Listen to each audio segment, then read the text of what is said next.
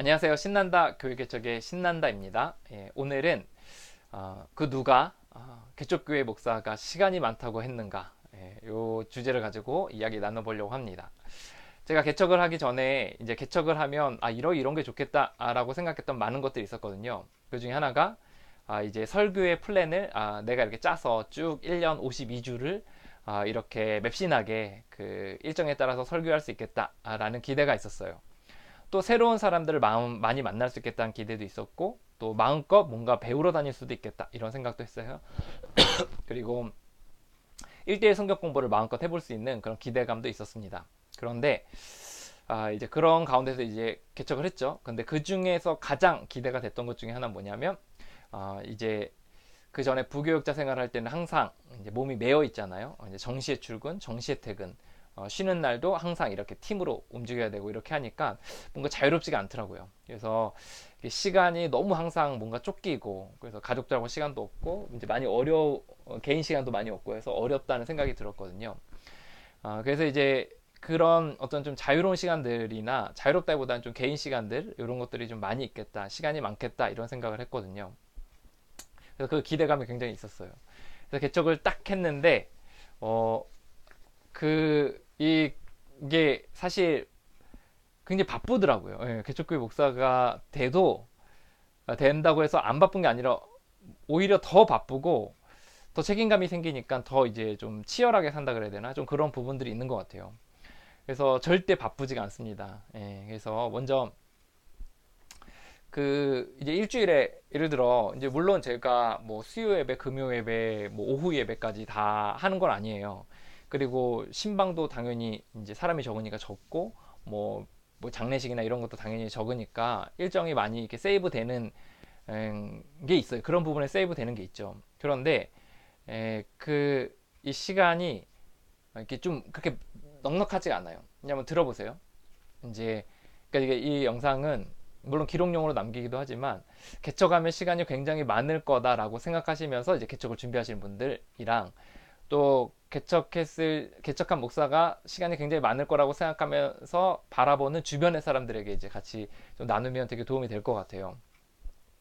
개척교회 목사가 아니 그 시간이 많지 않습니다. 이제 예를 들어 주일 설교를 한 번 하거든요. 저는 한 번 딱 설교하는데, 이 설교 준비를 하는 데 있어서 보통 오늘 따져보니까 성경 연구랑 설교 작성만 10시간 걸리더라고요. 그리고 거기다가 이제 수정하고 또 연습하고 이런 것까지 하면 보통 한 15시간 정도 걸리는 것 같아요. 13시간, 평균 할 때가 10시간 이상 15시간 정도 걸리는 것 같거든요. 그럼 하루에 몇 시간씩이냐면 5일로 따지면 3, 5, 3시간씩 쓰는 거예요. 일단 이 부분이 이제 그 많은 할애를 하게 됩니다.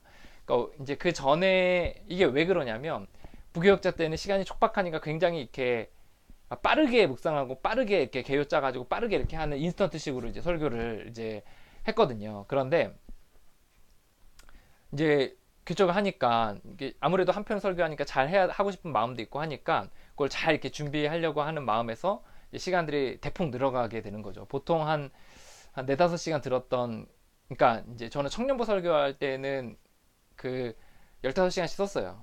그 부교육자 생활할 때도 15시간씩 썼는데, 그 이제 좀 맞게 교회가 바빠지고 그러면 한 3시간, 5시간 요 안에 설교 한 편들을 뚝딱뚝딱 만들어가지고 이렇게 해야 되는 그런 상황이 생기거든요. 근데 그 개척을 하면 아무래도 좀 잘 하고자 하는 마음 가운데서 이제 시간을 대폭 늘려지게 되는 것 같아요. 꼼꼼하게. 그리고 이제 이게 크고요. 또 하나는 1대1 성경 공부나 그룹 성경 공부들이 있어요. 그래서 저도 이제 그런 부분에 성경 공부들을 하는데, 그 성경 공부를 또 준비하는 시간 있잖아요. 보통 한 4-5시간 정도 걸리는 것 같더라고요. 그래서 그거 준비하는 데 시간, 또 성경 공부를 하는 시간. 그래서 1대1 성경 공부로 하면 뭐 한두 명, 두세 명만 해도 그냥 한 사람당 2시간씩, 이동 시간까지 하면 훌쩍 시간들이 가잖아요. 또 그룹 성경 공부도 그렇고. 그래서 거기에 대한 시간들이 또 굉장히 또 많이 들어갑니다. 그래서 1대1 성경 공부가 좀 없을 때는 좀 시간이 좀 있는데, 세이브가 되는데, 또 이렇게 두세 명 훅 되면은 쭉 이렇게 쭉 늘어나는 것 같아요. 또 이제 이후에 또 어떤 것들이 있냐면 이런 것들도 있는 것 같아요. 어, 이제 자기 개발하는 것들 있잖아요. 근데 이제 자기 개발이 이제 뭔가 뭐 책도 보고 막 이런 것들 해야 되잖아요. 그런 것들 하는 데 있어서 이제 좀 시간들을 아무래도 쓰게 되더라고요. 그래서 그런 것들을 하는 데 있어서 또 시간을 많이 이제 쓰게 되는 것 같아요. 그래서 보통 이제 책도 좀 보게 되는 것 같고, 그러니까 이게 모르겠어요. 이게 시간이 많아서 책을 본다 이거보다는, 그러니까 그거 책 꾸준히 자기 공부를 하던 것들을 이제 해더라도 계속 꾸준히 이어서 하니까 시간이 이제 거기에도 이제 할애가 되는 거죠. 근데 이제 가장 결정적으로 시간을 많이 쓰게 되는 게 또 이런 것도 있어요. 또 이제 부탁 같은 거나 요청 같은 게 있어요. 어디 뭐 장례 집례를 해주세요. 아니면 뭐 어디 이제 누구 좀 만나주세요. 이런 것들이 있거든요. 그래서 그런 것들을 또 가는 데 있어서 갑자기 이제 시간이 또 들기도 하고, 또 이제 아는 사람이 이제 갑자기 이제 상담을 요청하거나 이렇게 하면 또 시간을 들고, 이런 변수들이 이렇게 많이 있더라고요. 그리고 이제 결정적으로 이제 시간이 이제 좀 이렇게 많이 쓰게 되는 것 중에 하나가 뭐냐면 집에서 온 것 같아요. 이제 예전 같은 경우에는 부교육자 생활 때는 그냥 교회 출근하면 되잖아요. 출근해서 이제 일하고 들어오면 사역하고 집에 들어오면 또 이제 아내가 굉장히 서포트를 많이 해주잖아요. 근데 교회를 개종하면 이제 집안일 같은 것들을 아무래도 제가 좀 많이 도와줘야 되는 것 같아요. 그래서 아이를 데리러 가거나 또는 아이를 이렇게 같이 시간들을 보내주거나 또 집안 청소를 하거나 심지어 요리를 하거나 이런 것들도 이제 개척교회 목사로서 이제 좀 이제 도와줘야 되는 형편인 거죠. 근데 이제 예를 들어 아내가 이제 직장을 다니지 않는다. 그러면 좀 덜 할 수 있어요. 근데 저 같은 경우에는 아내가 직장을 다니거든요. 그래서 풀타임으로 직장을 다니기 때문에 제가 이제 거기서 이제 많은 부분들을 사실 집안일에 이제 모기가 있어가지고 그 많은 시간을 집안일에 사실 할애를 많이 해요. 그래서 좀만 막 바빠가지고 집안일 안 하고 막 설거지 쌓이고 막 집안 엉망되고 막 아내 굉장히 화내고 막 이렇게 되거든요. 그래서 여기서 많이 이제 집안일에 시간을 많이 쓰여서 사실 이제 생각하지 못했던 그 부분에서 많이 쓰게 되더라고요. 또 하나는 어떤 게 있냐면 그 사람들이 개척교회 목사니까 시간이 많을 거라고 생각하는 거예요.